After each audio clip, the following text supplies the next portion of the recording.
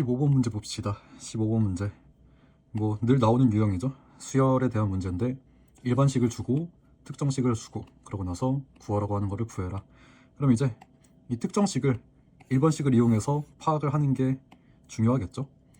자, 그러면 일단 첫째 항이 자연수라고 했습니다. 첫째 항 자연수. 이런 자연수 조건 놓치면 안 되죠. 그러면 그 상태에서 홀수면 얘를 따라간다, 짝수면 얘를 따라간다고 했는데 뭐 2의 자연수 제곱 당연히 자연수죠. 그래서 다음 항도 자연수가 될 거고, 짝수면 2분의 1 곱해도 자연수죠. 짝수면 2분의 1 곱해도 자연수니까, 그래서 다음 항이 자연수가 되겠네요.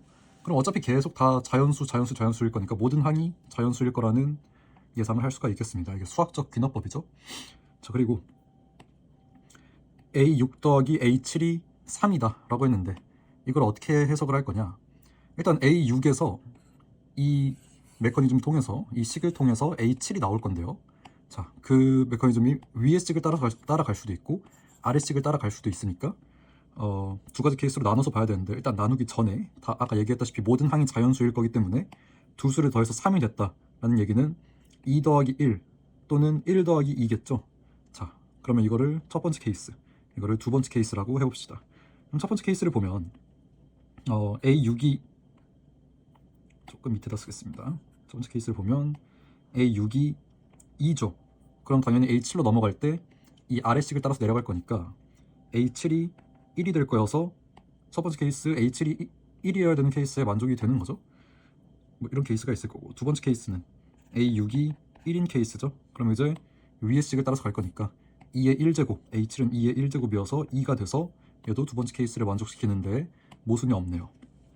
자, 그럼 이 상태에서 A1을 구하라고 했으니까 A6에서부터 A1까지 각각의 케이스에서 거슬러 올라가 봅시다. 거슬러 올라가 보면, 자,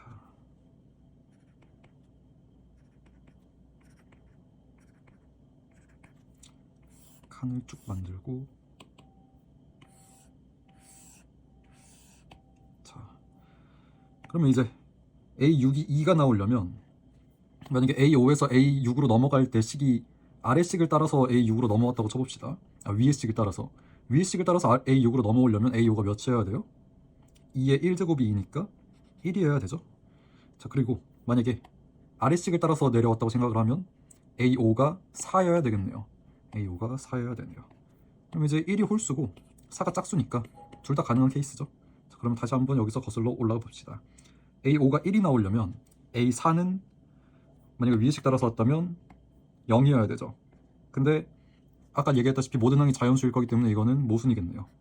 자, 그러면 아래식 따라서 내려왔다고 하면 A4는 2여야 되죠. 자, 그럼 이제 2는 짝수가 맞으니까 당연히 모순이 없고, 여기서 다시 A3으로 거슬러 올라가 봅시다. A3에서 A4로 넘어갈 때 첫 번째 식을 따라서 넘어갔다고 한다면 A3은 1이어야 되고, 두 번째 식을 따라서 넘어갔다고 한다면 A3은 4여야 되죠. 그러면 어차피 이거 위로 올라가는 구조가 똑같으니까 1일 때는 아까 0, 2만 나왔는데 0이 안 됐으니까 2밖에 안 되죠. 자, 그리고 2일 때는 처음에 봤다시피 1, 4로 거슬러 올라가니까 여기도 1, 4 이렇게 거슬러 올라갈 수가 있겠네요. 근데 이제 4에서 뻗어나갈 때는 처음 보는 케이스니까 거슬러 올라가는 그 루트를 봐야 되겠죠. A2에서 A3으로 넘어갈 때 위의 식을 따라서 2가 나오려면 A2는 2여야 되거든요. 근데 A2가 2라면 위의 식을 따르지 않죠. 아래 식을 따르겠죠. 그래서 얘도 모순이어서 안 되고. 자, 그러면 아래식을 따라서 내려왔다고 하면 A2에서 A3으로 아래식을 따라서 내려왔다고 하면 A2는 8이고 8은 짝수니까 모순이 없죠. 자, A2가 8이려면 A1은 몇이었어야 됐을까? A1이 3이었으면 위의 식을 따라서 잘 내려왔겠죠. 그 다음에 만약에 A1이 16이었다고 하면 이번에 아래식을 통해서 잘 내려왔겠죠. 자, 그래서 첫 번째 케이스에서 되는 A1 값은 이렇게, 첫 번째 케이스를 아직 다 안 봤네요. A5가 1일 때만 본 거니까. 자, 그러면 A4에서 거슬러 올라가는 거, 아까 이렇게 올라가는 거 볼 건데 이거밖에 안 됐죠. 그래서 8로 갈 거고, 8에서 거슬러 올라가는 거는 3, 16이 됐죠. 그래서 3, 16으로 나뉠 거고, 3, 16은 둘 다 처음 보는 케이스니까 또 여기서 케이스 분석을 한번 더 해봐야 되겠네요. A2에서 A3로 만약에 위의 식을 따라서 내려왔다고 한다면 3이 나올 수가 없죠. 자, 그래서 반드시 아래식을 따라서 내려왔을 거니까 아래식 따라서 내려왔는데 3이 되려면 6이어야 되죠.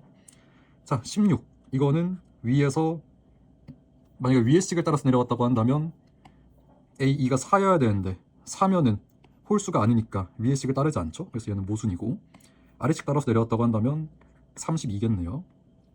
자, 그리고 6에서 다시 거슬러 올라가 보면 6도 마찬가지로 2의 거듭제곱수가 아니니까 얘를 따라서 내려올 수는 없었던 거죠. 그럼 얘를 따라서 내려왔다고 한다면 12가 되고, 32는 2의 5제곱이기도 하고 64 곱하기 2분의 1이기도 하죠. 5에서 홀수, 64에서 짝수가 맞으니까 둘 다 모순 없이 성립을 하겠습니다. 이렇게 첫 번째 케이스 분석이 끝났고, 자, 두 번째 케이스에서 거슬러 올라가는 것도 해봅시다. 지금 1에서 거슬러 올라가는 것부터 시작을 해야 되는데 1에서는 지금 2로만 올라갈 수 있었죠. 2만 있으니까 2고, 그 다음에 2에서 올라가는 거는 1과 4 두 가지로 올라가죠. 1과 4. 1에서 올라가는 건 다시 2만 되고, 2에서 올라가는 건 다시 1과 4고, 1에서 올라가는 건 다시 2. 그 다음에 4에서 올라가는 거 봅시다. 4에서 올라가는 거는 8로만 올라갈 수 있었네요. 그래서 여기 8, 여기도 8 이렇게 될 거고, 그 다음에 8에서 거슬러 올라가는 거 여기서 보면 되겠네요. 여기서 3과 16으로 올라가죠. 3과 16.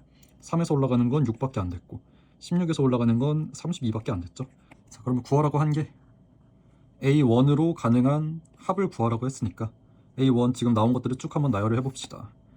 작은 것부터 나열을 하면 1, 2, 3, 4, 5, 6, 8, 그 다음에 12, 그 다음에 16, 32, 64 이렇게 나열이 되겠네요. 다 해봅시다. 여기까지 15 나오고, 다음에 21, 29, 다음에 41, 57, 100이 아니고 89, 그 다음에 153이 나오겠습니다. 그래서 답은 153, 3번입니다.